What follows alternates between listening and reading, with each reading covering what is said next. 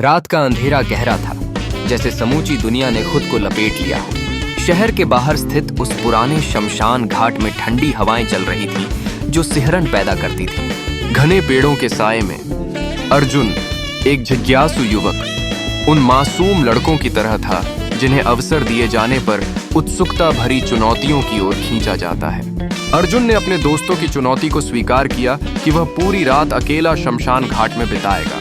जब वह वहां पहुंचा तो उसे उस स्थान की भयावहता का एहसास हुआ। कहीं पास ही में लकड़ियों के जलने की आवाज उसके कानों में गूंज रही थी। यह भूतपूर्व अपनों की याद दिला रहा था। अंधेरे में उसकी घड़ी की सुइयां बार बार उसे ताड़ रही थीं, जैसे समय भी यहाँ रहने को तैयार नहीं था। धीरे धीरे अंधेरा उसकी ओर बढ़ रहा था और अर्जुन की धड़कनें तेज होने लगी। अचानक उसे अपने पीछे किसी के द्वारा उसके नाम को पुकारा गया। उसकी निगाहें चारों ओर दौड़ी, लेकिन फिर भी कहीं कोई नहीं था। अंधेरा गहरा होने लगा और उसकी असुरक्षा का एहसास जोर पकड़ने लगा।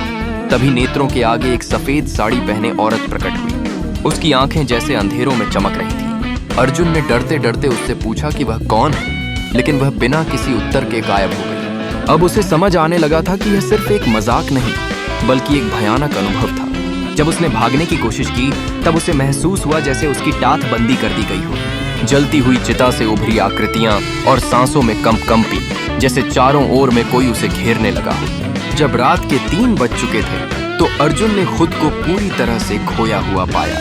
उसकी माँ की आवाज सुनता वह शमशान घाट से बाहर निकला। सूरज की पहली किरणों के साथ उस अनुभव का एक नया अध्याय शुरू हुआ।